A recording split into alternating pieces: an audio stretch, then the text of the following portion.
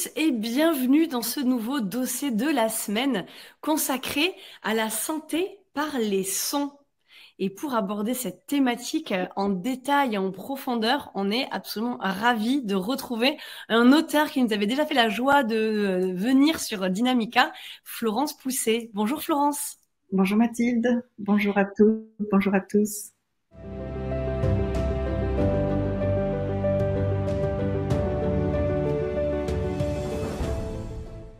C'est un plaisir de te retrouver, Florence. Tu nous avais déjà proposé trois dossiers absolument merveilleux sur l'ADN, sur les énergies, l'énergie et les énergies et sur le microbiote. Donc, on est très heureux de te retrouver aujourd'hui sur une thématique différente mais complémentaire qui est la santé par les sons et en quoi les sons peuvent avoir un impact, jouent sur notre physiologie, nos émotions, sur des pathologies possibles que l'on peut avoir, enfin, qui ont un impact global. Tu vas nous expliquer tout ça et on a hâte de rentrer dans le sujet. Je rappelle pour nos abonnés qui peut-être sont nouveaux sur la plateforme et qui n'auraient pas vu tes précédents dossiers, donc filez les regarder. Mais je rappelle que tu es docteur en neurosciences, tu es docteur en pharmacologie, tu es auteur, conférencière, multiconférencière, tu es formateur en médecine complémentaire et en thérapie quantique et tu es le fondateur de l'Institut des sciences de l'éveil et de l'être. Et on peut te retrouver, voilà, comme je le disais, dans de nombreuses conférences. On peut suivre ton actualité sur ton Facebook, notamment, où tu partages beaucoup. Et si on veut aller te voir, voilà, tu proposes plein de conférences sur des sujets extrêmement variés. Et j'invite vraiment tout le monde à aller suivre ta page pour suivre ton actualité plus en détail. Et puis les formations que tu proposes dans ton institut, qui est près de Bordeaux. Oui. Alors du coup, Florence, la santé par le son. Voilà, je te laisse prendre la parole. Que peux-tu nous dire sur cette formidable thématique?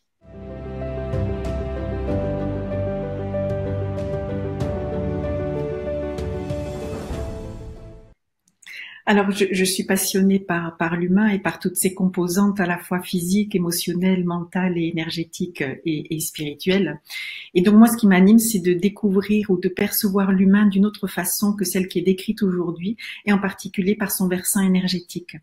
Parce que l'énergie, c'est qu'encore appliquée à l'humain, est quelque chose qui est encore très critiqué, qui est difficile à se faire une place. Et pourtant, nous savons tous qu'au fond de nous, tout ce qui nous anime, c'est purement de l'énergie, c'est la force vitale, comme le disent les naturopathes, ou comme l'a pu le dire le père de notre médecine, qui est Hippocrate. Et à la fois, nous sommes donc énergie, mais à la fois, nous vivons dans un océan énergétique et vibratoire. Et ce que nous sommes en train de traverser en ce moment, c'est un changement de paradigme. Nous passons de l'homme biologique à l'humain énergétique, mais ça, ce sera l'occasion d'une autre conférence. Mais nous passons du monde de la chimie au monde de la physique, c'est-à-dire du monde des molécules au monde des vibrations et des fréquences vibratoires. Et quand on dit fréquence vibratoire, eh bien, ça inclut les sons et la lumière. Et aujourd'hui, on a décidé de se focaliser sur les sons. Alors, qu'est-ce que sont les sons? C'est pas toujours facile à décrire, surtout lorsqu'on n'est pas musicien ou musicienne comme moi. Mais d'un point de vue scientifique, les ondes, ce sont des ondes sonores. C'est-à-dire que, à partir du moment où quelque chose bouge dans notre entourage, eh bien, vous allez mettre en mouvement toutes les molécules et le mouvement des molécules va dégager un son. Je prends l'exemple du violoniste. Lorsque le violoniste commence à faire vibrer les cordes du violon, eh bien, la vibration des cordes va mettre en mouvement toutes les molécules qui sont dans l'air et le mouvement des molécules, c'est ce qu'on appelle la danse des molécules, va émettre du son. Alors, je pourrais faire une autre métaphore qui est les vagues de l'océan. Les vagues de l'océan, ça fait des mouvements ondulatoires, c'est ce qu'on appelle une onde sinusoïdale. Et suivant la fréquence du son, eh bien les vagues, soit elles sont très peu élevées et elles sont très longues, on va dire, elles s'étalent, soit elles sont très rapides et très rapprochées et elles montent et elles descendent comme ça. Eh bien, selon la fréquence du son, les ondes vont être différentes. Donc, soit elles vont être très longues et peu élevées, soit elles vont être très hautes et très rapides. Hmm. Et c'est ce C'est le que nous... principe de l'audition aussi par rapport au tympan. Ces vibrations viennent, c'est ce fonctionnement-là, non? C'est exactement ce que j'allais te dire, c'est que Ah bah. du coup, l'oreille, nous percevons les sons. Alors, comme disait Alfred Tomatis, qui est l'auteur de la technique qu'il a développée, nous avons les sons aériens et les sons osseux. Donc, les sons aériens, c'est ceux que nous percevons par nos oreilles. C'est-à-dire que cette onde sonore, elle va rentrer au niveau de l'oreille et elle va arriver en premier sur le tympan, qui est une membrane. Donc, cette membrane va se mettre à vibrer. Elle va mettre en action dans l'oreille, vous savez, on a plein de petits osselets, on a l'enclume, le marteau, etc. Donc on a une action mécanique dans l'oreille. Et cette action mécanique va être ensuite transformée à nouveau en une impulsion électrique, donc qui va se déplacer le long des neurones et qui va venir activer certaines parties du cerveau. Donc ça, ce sont les sons aériens. Et ensuite, Alfred Tomatis avait défini les sons osseux, c'est-à-dire que notre corps, toutes nos cellules reçoivent en permanence toutes les fréquences, toutes les ondes qui nous entourent, y compris les ondes sonores. Donc, on reçoit, on capte aussi l'information par notre corps, donc, et en particulier par les os. Donc, je ne sais pas si tu as déjà été chez un praticien de la méthode Tomatis. Moi, j'ai déjà fait ça il y a quelques années, c'est extraordinaire. Donc, Génial. Je veux bien que tu nous racontes un petit peu, oui. oui, parce que c'est une sacrée expérience. Donc, il va me faire écouter des sons entre du plus grave au plus aigu, que je vais entendre soit par l'oreille droite, soit par l'oreille gauche. Et à chaque fois que j'entends à droite, je lève la main, j'entends à gauche, je lève la main. Et donc, il va former une courbe avec les sons aériens. Et ensuite, il me met sur la tête un casque avec une pastille sur le front. Et il envoie des sons. Et ce qui est très curieux, c'est qu'on ne les perçoit pas par les oreilles, mais j'entends des sons et ce sont les sons osseux. Et de la même façon, quand j'entends les sons aigus ou graves, je lève la main droite ou la main gauche et il va tracer une deuxième courbe. Et suivant les dessins de ces courbes-là, eh ben cet homme, il m'a raconté ma vie. Il m'a dit, voilà, à 8 ans, il vous est arrivé ça, à 20 ans, il vous a arrêté ça. Et il me dit, là, si vous vous arrêtez pas de travailler, vous êtes bientôt au bord du burn-out. Ah, je dis, très intéressant.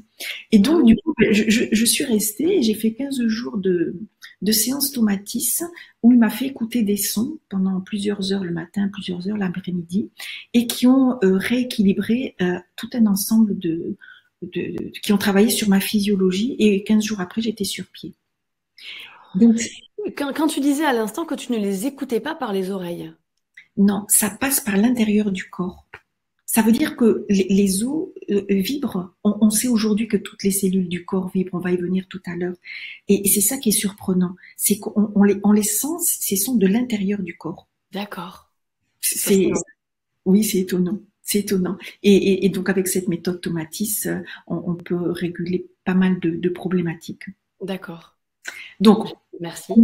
On a les sons osseux, on a les sons aériens, c'est ceux surtout qui nous intéressent. Et si on prend l'échelle des fréquences sonores, elle s'étale entre 0 Hz et 20 000 Hz. Et l'oreille humaine ne peut percevoir environ entre 8 000 Hz et 18 000 Hz. Donc entre 0 et 8 000 Hz, ce sont les infrasons. Au-delà de 18 000 Hz, ce sont les ultrasons. Sauf que l'oreille humaine, elle ne peut pas les percevoir. Et heureusement, donc la nature est bien faite, elle nous a mis des filtres qui nous préservent et que nous n'entendons que ce qui est dans notre quotidien, parce que si nous étions capables d'entendre les infrasons et les ultrasons, nous vivrions dans un océan sonore qui serait tout simplement infernal et on ne pourrait pas vivre. Alors, quand je dis océan sonore, c'est-à-dire que tu sais qu'on a les sons des sphères des galaxies et on a aussi le son de nos cellules, puisque ces dernières années, les scientifiques ont mis en évidence que toutes les cellules de notre corps émettaient des sons. Et heureusement pour nous, ce sont des infrasons. Ça veut dire qu'on ne peut pas les entendre, parce que sinon, t'imagines la cacophonie entre les sons des sphères et les sons de nos cellules, ce serait tout simplement infernal. Donc, c'est pour ça que j'ai dit que la France serait peut-être plus à l'écoute de ce qui se passe dans notre corps, mais effectivement, oui, ça serait difficilement gérable. Ce serait beaucoup trop pour nous. Donc, la nature nous a mis des filtres et on ne perçoit qu'une certaine bande de fréquences sonores. Alors, ce qui est vraiment intéressant, c'est que les sons, lorsqu'ils traversent le tympan, l'oreille et que cette conduction nerveuse arrive dans le cerveau, ça vient au niveau du système limbique. Le système limbique est notre cerveau émotionnel. Et dans le système limbique, il y a une petite structure appelée l'hippocampe qui est l'organe, enfin, la structure de la mémoire. Et c'est là où c'est intéressant parce que les sons vont impacter cette structure cérébrale, si bien que l'écoute de certains sons va pouvoir réveiller certains souvenirs. Parce que moi, je me souviens, si tu me fais écouter des sons ou la musique que j'écoutais quand j'avais 10 ans, mais tout d'un coup, l'émotion me revient, les images me reviennent. Donc, ça va activer la mémoire et en même temps, ça va activer des émotions puisque notre système limbique stocke toutes mes émotions. Donc, c'est là où on commence à voir que les sons et les musiques que nous écoutons impactent directement notre corps. À ce niveau-là, est-ce que c'est pour tous les sens? Est-ce que là, par C'est-à-dire, rapport au cerveau limbique, ça peut se faire ça sur une odeur, par exemple, ou c'est sur le même fonctionnement des autres sens, ou c'est vraiment spécifique au son? Parce non, qu'une non, odeur aussi peut susciter une émotion, un goût. euh, c'est valable aussi en particulier pour les odeurs et le goût. D'accord. Ouais. Ok. Alors, ce qui est drôle, c'est que si tu regardes une image, un chien qui est en train d'aboyer, eh bien le cerveau, il va associer l'image avec le son du chien qui aboie. Super intéressant. Oui, c'est pour ça, c'est la magie du cerveau, il est d'une complexité et d'une finesse qui est tout à fait incroyable. C'est que je n'entends pas le chien aboyer, je suis juste en train de regarder une image, mais Oui. le cerveau, il sait que le chien il est en train d'aboyer. Donc, il fait de sacrées connexions. Et ensuite, une fois qu'il a traversé donc l'hippocampe entre réveiller des souvenirs ou éveiller des émotions, ensuite cette information elle est transmise dans le cerveau à d'autres aires comme l'aire de Wernicke et l'aire de Broca, qui sont les aires du langage et de la compréhension du langage. C'est-à-dire qu'on va pouvoir à ce moment-là mettre des mots et sur les sons que nous entendons.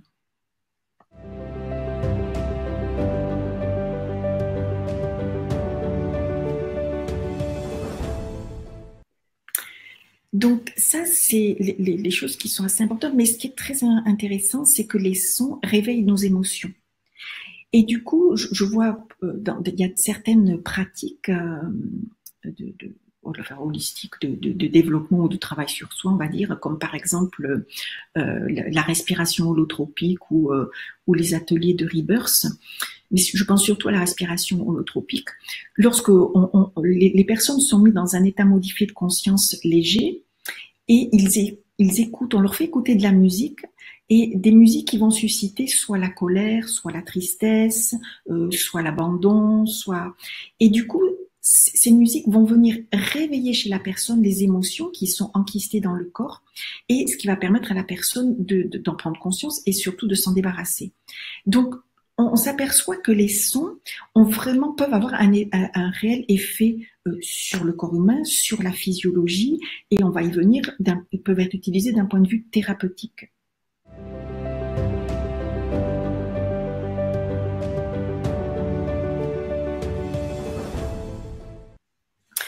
Alors, si je regarde les sons, l'étude des sons en sciences, c'est un grand boom depuis ces dernières années.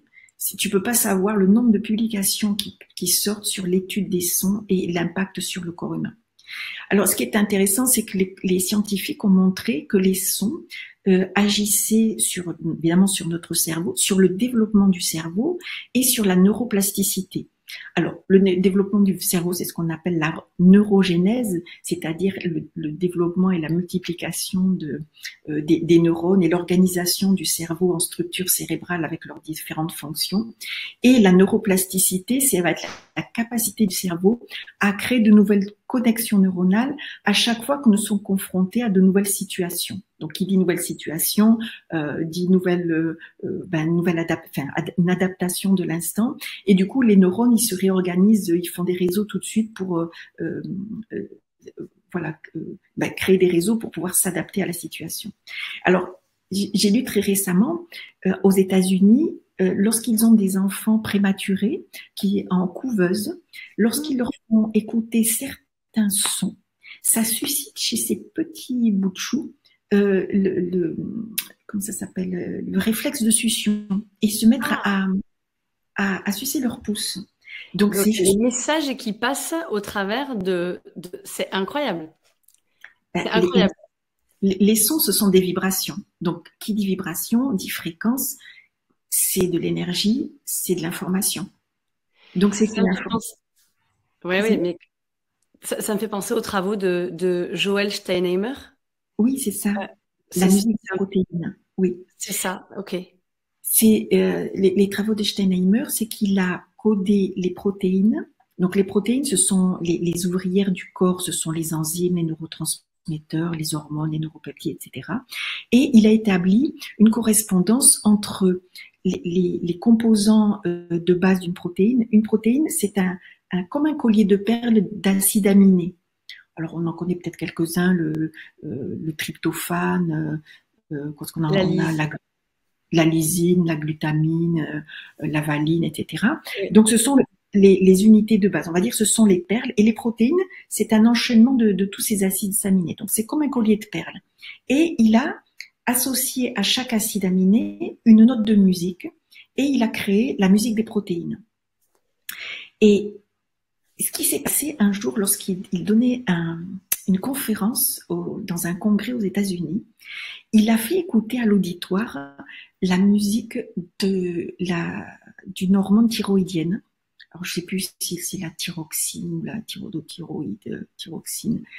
Et il se trouve qu'il y a beaucoup de personnes de l'Assemblée qui ont commencé à avoir les symptômes comme si elles avaient des problèmes thyroïdiens.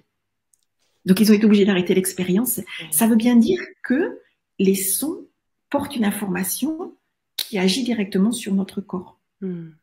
C'est un domaine d'exploration qui est gigantesque et nous en sommes qu'au début du début. Parce que évidemment, ce ne sont pas des sujets de recherche qui, on va dire, qui sont très populaires, parce que si on commence à pouvoir aider le corps avec des sons, évidemment, nous sommes en train de passer de la chimie à la physique, donc pouvoir réorganiser la matière, notre corps, avec des vibrations sonores. Alors, l'un des premiers qui a montré que les sons, les fréquences sonores avaient un impact sur la matière, ce sont les expériences du fondateur de l'acoustique, qui est Monsieur Calmy. Ces expériences maintenant sont un peu très populaires, je pense que tu les as déjà vues. Il prend une plaque en métal, il répartit du sable dessus, il prend un archet d'un violon, il frotte l'archet, le sable se met à bouger, et tout d'un coup, le sable s'immobilise en une certaine structure géométrique. Et à chaque fois qu'il change la fréquence, la figure géométrique finale est différente. Ça veut dire quoi? Ça veut dire que chaque fréquence sonore ou les fréquences sonores réorganisent la matière. Donc, si c'est possible pour le sable, il faut bien s'imaginer que c'est possible aussi pour nos cellules. C'est-à-dire que nos cellules ont la capacité à réorganiser leur structure linéaire, mais leur structure tridimensionnelle en fonction des sons qu'elles reçoivent. Du coup, c'est super important de faire attention au style de musique que nous écoutons. Parce que ça va générer des vibrations plus ou moins cohérentes, comme les chants sacrés, ou des vibrations plutôt, alors je peux pas dire incohérentes, mais décohérentes pour le corps humain. Alors, lors d'une conférence précédente, j'avais dit oui, alors si vous écoutez de la musique sacrée, c'est très bénéfique pour le corps, et c'est vrai, puisque ce sont des musiques extrêmement cohérentes, et puis depuis la nuit des temps, ça existe, c'est pas pour rien.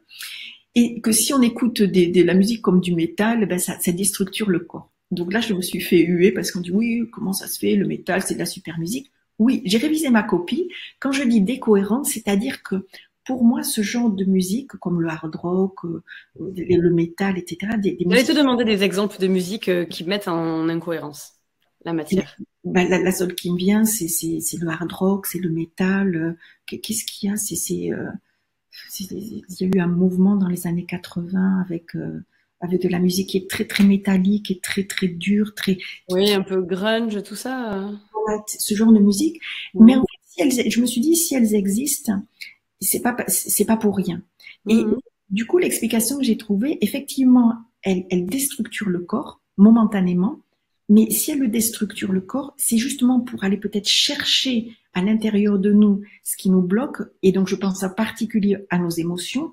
Lorsqu'on a Mhm. des émotions, ben voilà, la tristesse, la colère, qui sont engrammées dans notre corps, dans nos cellules, le seul moyen d'aller la chercher, ces émotions, et de les faire sortir, c'est de déstructurer la matière pour pouvoir leur permettre de les libérer. Mhm.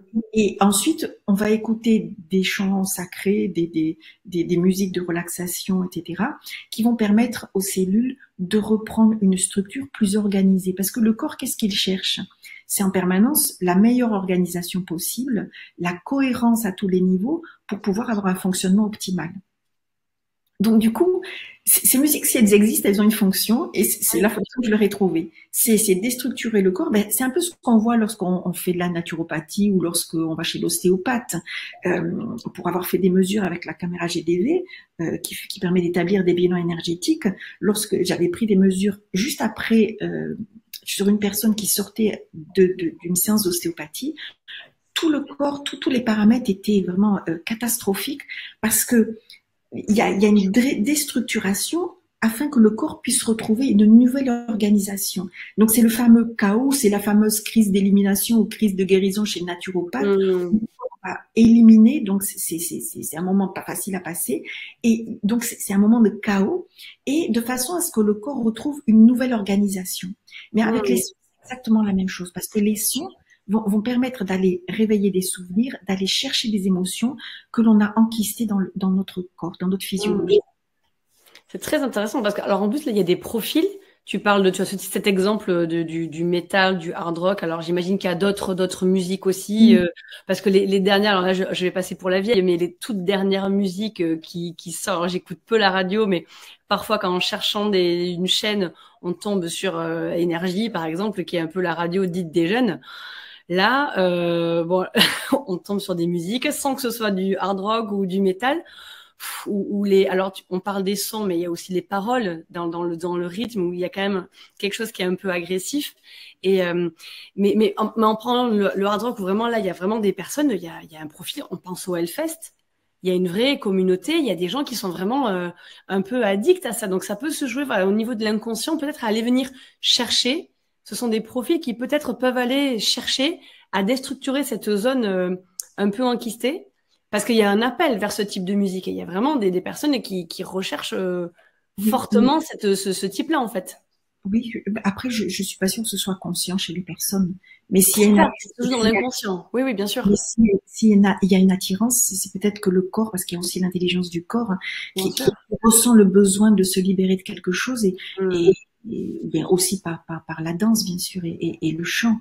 Mm. Mais, euh, C'est intéressant, c'est très intéressant ce que tu nous partages là. Oui, oui. par contre, évidemment, le son, ça existe depuis la nuit des temps dans toutes les civilisations du monde entier, et on sait que le son est thérapeutique. Oui.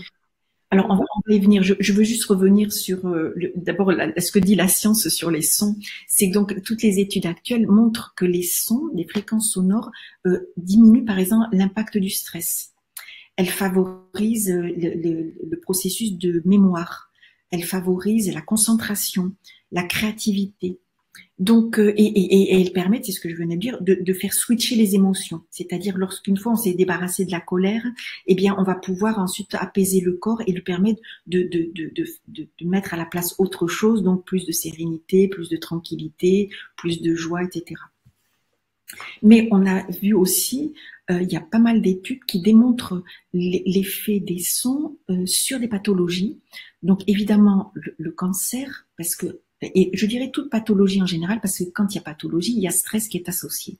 Donc le fait d'écouter un certain type de musique, ça va vraiment apaiser le corps et diminuer l'intensité du stress. Donc du coup, ça va aussi impacter les cellules et bénéficier, en tout cas agir sur la physiologie, le fonctionnement des cellules. Donc, il y a des études qui montrent l'effet positif sur des maladies comme le cancer, sur Alzheimer, sur Parkinson.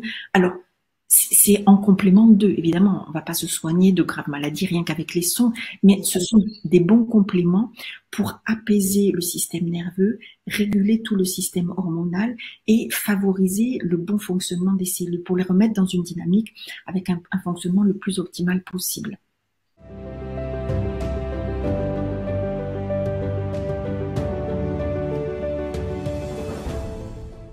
Donc, les sons comme outil thérapeutique, mais ça date de millénaires. Si on repart du début, si on remonte en Égypte, par exemple, le dieu Ra utilisait le verbe pour guérir. Il l'appelait Aïk et il l'appelait le pouvoir magique du verbe.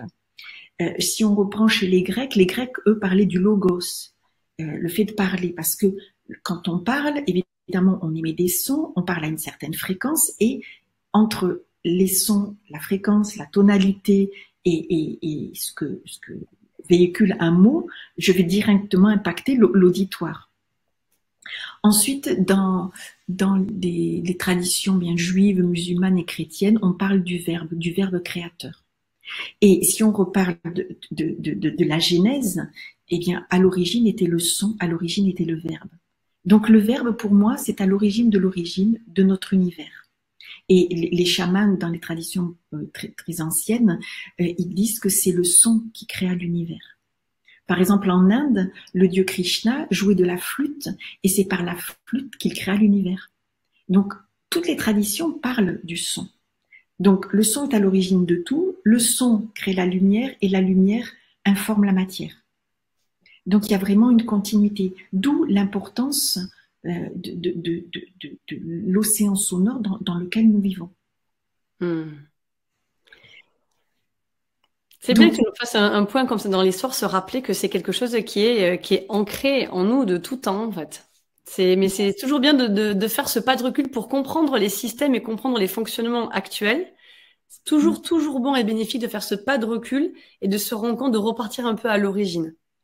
Mais regarde, quel que soit le continent, quelle que soit la civilisation, quel que soit le peuple, la musique a toujours existé. Tous les peuples du monde entier ont toujours dansé et chanté au coin du feu.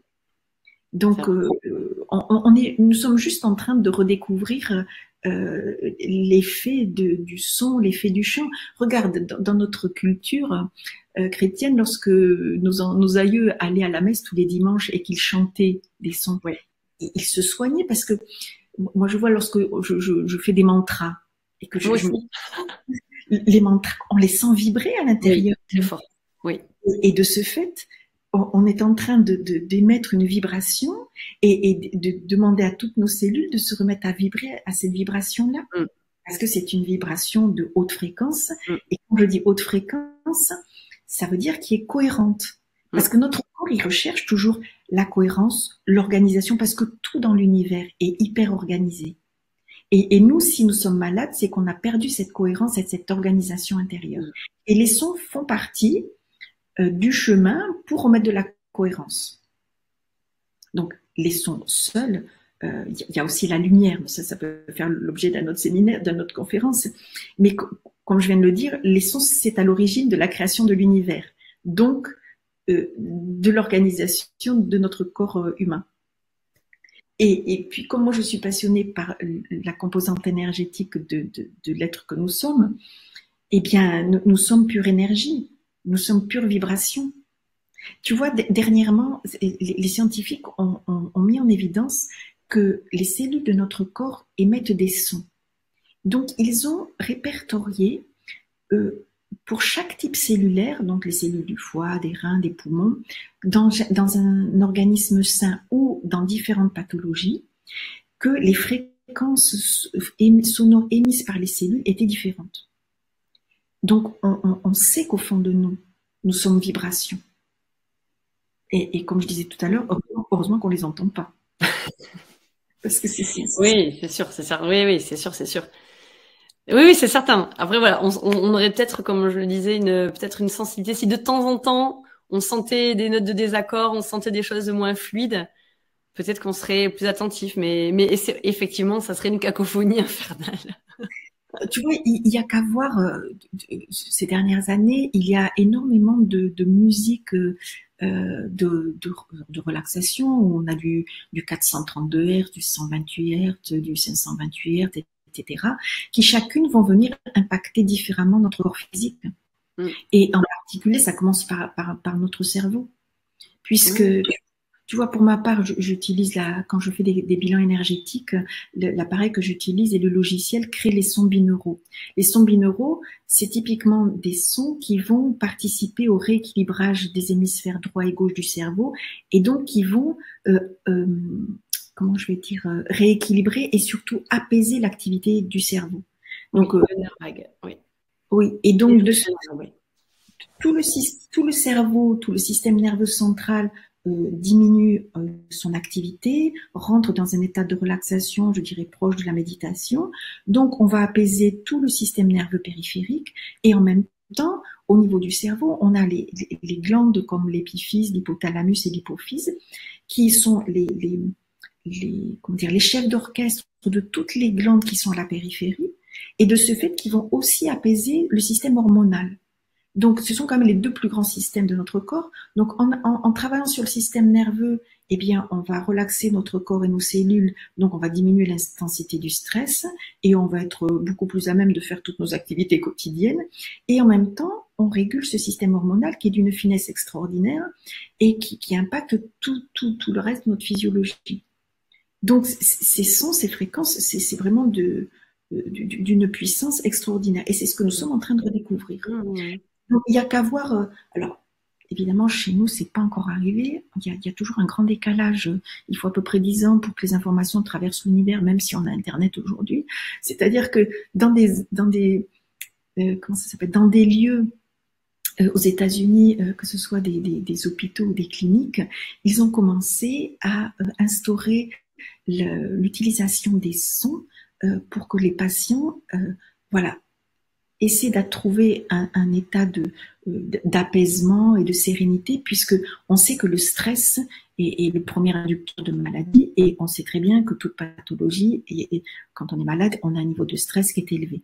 Et qu'en agissant sur ce stress avec les ondes sonores, on participe grandement à l'état, on va dire, psychologique, mais aussi émotionnel, et donc maintenant, c'est physiologique de la personne. Donc, c'est vraiment quelque chose qui est très complémentaire et qui fait petit à petit son chemin. Alors, la question clé, c'est toujours quel type de son faut-il écouter? Oui. Moi, ce que j'ai envie de dire, c'est écouter les sons qui vous font plaisir, même si à un moment donné, ça doit passer par du métal ou du hard rock, parce que votre corps, il en a peut-être besoin dans l'instant, mais pour ma part, je le prends comme un outil thérapeutique, c'est-à-dire j'ai besoin de me défouler, j'ai de la colère à faire sortir, je vais écouter ça et puis je vais mettre, faire bouger mon corps dans l'espace, le mettre en mouvement, parce que les émotions, c'est comme le mental, c'est de l'énergie. L'énergie, ça veut dire mouvement. Donc ça veut dire que il faut mettre tout ça en mouvement pour pouvoir, on va dire, désenquister ou désengrammer tout ce que notre corps garde à l'intérieur de nous. Parce que quand nous sommes malades, qu'est-ce que c'est? C'est une énergie qui est bloquée dans le corps, à certains en fonction de notre problématique. Donc moi j'appelle ça des kystes énergétiques ou des kystes émotionnels ou des kystes mentaux. Et qui dit un kyste, c'est comme une énergie qui est prise dans une boîte et qui ne peut pas en sortir tant qu'on n'a pas décidé d'aller casser la coquille pour faire sortir cette énergie. Et de ce fait, elle se remet à notre disposition pour qu'on puisse récupérer de l'énergie et en faire autre chose. En tout cas, l'utiliser à bon escient pour nous. Et les sons participent grandement à ça.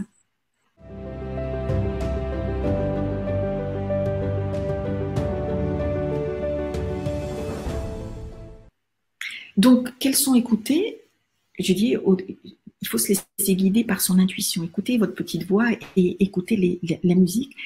Mais j'aurais quand même tendance à dire, si on se sert de ces sons déstructurants pour libérer le corps, il est bien aussi de venir remettre de la cohérence et de réorganiser nos cellules.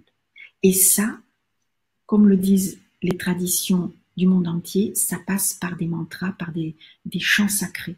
C'est pas pour rien si ça existe et si ça a perduré autant à travers l'histoire. Très bien. Pour restructurer, tu penses que c'est mieux que ça passe par nous, donc des mantras, des chants, ou est-ce que, alors tu vois, j'ai le bol tibétain qui est à côté. Est-ce que par exemple un bol tibétain où ça vient pas de nous, du coup, c'est quelque chose qui vient de l'extérieur, peut fonctionner aussi ou Alors, moins? C'est quand même préférable quand ça part de l'intérieur. Alors, je te dirais les deux. C'est que c'est bien de pouvoir de travailler avec notre organe de la communication, avec nos cordes vocales, notre voix, parce que ça va vibrer de l'intérieur et c'est nous qui produisons le son. Et du coup, ça fait travailler tout notre organe de communication. Mais on a aussi, si l'homme a créé des instruments de musique, quels qu'ils soient, c'est pas pour rien. Et ce sont aussi des aides précieuses. Tu as cité le bol tibétain, qui est super. On a aussi les bols de cristal et on a les gongs. Surtout, il y a une grande émulation en ce moment pour les gongs. L'humain a toujours créé des instruments de musique et qui servent à rééquilibrer le corps. Donc je suis partante de chanter ou de réciter des mantras, c'est super, c'est génial. Et en même temps, si vous avez voilà des gongs ou des bols quels qu'ils soient, eh bien c'est super aussi. Est-ce Parce qu'il que y a des erreurs qu'on puisse faire à ce niveau-là?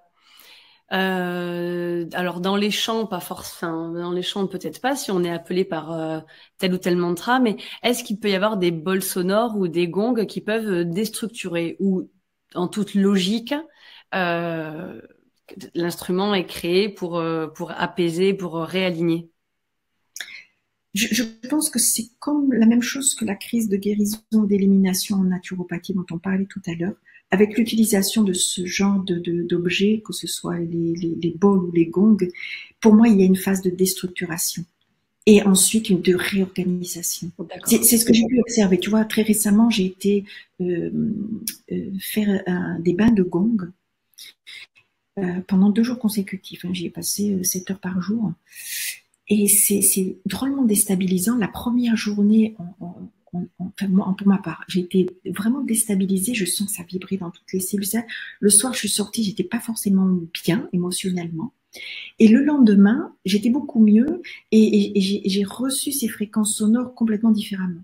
Et je suis partie, j'étais bien. Donc, tu vois, c'est quand même pas anodin. Mmh. Mmh. Donc, si c'est pratiqué par une autre personne sur nous, il faut pas l'oublier, c'est thérapeutique. Donc, si c'est passé à certains endroits du corps, c'est pas anodin pour moi. Mmh. Mmh. Alors, comment on gère ça, je ne sais pas. C'est pour ça que si je chante, si je récite mes mantras qui sont connus depuis la nuit des temps, comme les mantras de l'Himalaya indien ou tibétain, etc. Je pense, mais c'est pareil, il y a certains mantras qui sont sans doute pas donnés à tout le monde, qui n'ont certainement pas été divulgués au grand public parce que ils ont probablement des effets que le commun des mortels n'est sans doute pas apte à recevoir de façon correcte. Mmh. Tu vois, plus je lis, plus je cherche, plus je m'aperçois que, tu vois, je suis en train d'écrire un livre sur l'ADN et je m'aperçois que tout est codé. Toutes les informations importantes ne nous sont pas délivrées comme ça. Tout est codé. L'ADN est codé, les sons, les mantras, c'est un code qui est transmis de génération en génération. Et en plus, ce sont des transmissions orales. Tu vois, donc, je pense qu'il y a un côté qui n'est pas anodin et tout n'est pas toujours bon à donner à tout le monde parce que ça va dépendre comment on va l'utiliser et l'effet que ça va avoir sur nous, sur notre corps, mais sur tous les plans Mmh. physiques, émotionnels et psychologiques. Mmh. En tout cas, c'est un univers absolument gigantesque que nous sommes en train de redécouvrir. Et d'ailleurs, on voit que sur le marché, de nouveau, il y a de plus en plus d'appareils qui délivrent des sons. Alors moi, je parle des sons binauraux, c'est ceux que j'utilise, mais il y a d'autres appareils qui couplent les sons et la lumière. Mmh. Et voilà, il y a aussi par exemple l'utilisation. Alors on a les bols, tu parlais des bols tibétains, on a les bols de cristal, on a aussi, alors, je sais pas si ça s'appelle un bol, on le tient dans la main et c'est aussi en cristal et quand on clique dessus, ça Ah émet oui. aussi un son cristallin. Alors ça s'appelle pas un bol, ça porte un autre Non, nom que oui, j'ai plus oui, je sais plus. Mais oui, je vois très bien. Et puis tu as ensuite aussi les diapasons que l'on Oui. peut mettre certains endroits du corps qui vont effectivement libérer des kystes émotionnels ou psychologiques ou énergétiques. Donc, tu vois, les outils sonores à nos dispositions, il y en a pléthore, il y en a de plus en plus. Voilà. Après, c'est une exploration. En tout cas, la science commence à s'y intéresser, mais c'est un vaste champ d'investigation. On voit tout le potentiel là, parce que tu nous partages, ce que tu nous partages ce jour, qui fait lien totalement avec le dossier que tu nous avais proposé sur l'énergie, où il vient complètement agrémenter en fait et compléter ce que tu nous avais dit, et par un des outils pour équilibrer cette énergie qui est le son. Et effectivement, on sent qu'il y a un champ des possibles vertigineux face à nous. Il y a encore beaucoup de choses à explorer là-dessus. Et, en tout cas, merci beaucoup, Florence. Merci infiniment pour ce dossier. On va tous voilà, remettre de la conscience. On a peut-être des musiciens parmi nous et vous nous direz dans la semaine prochaine pour le question-réponse comment vous avez voilà et comment la musique ou les sons se situent dans votre vie. Ça pourrait être intéressant d'échanger là-dessus. Est-ce que vous jouez un instrument régulièrement? Parce que là aussi, on peut chanter, mais si on joue son propre instrument en créant ses propres musiques, ça peut être également très thérapeutique. Donc, en tout cas, ça se joue dans des niveaux, dans des espaces qu'on ne conscientise pas forcément, mais pourtant qui ont un impact. Donc c'était passionnant de t'écouter là-dessus et on aura grande joie de te retrouver la semaine prochaine pour voilà que tu puisses répondre aux questions de nos abonnés et aller peut-être un peu plus loin encore sur ce sujet. Donc merci infiniment, Florence. Passez une belle fin de semaine à tous et puis au plaisir de te retrouver la semaine prochaine. Avec plaisir. Au revoir.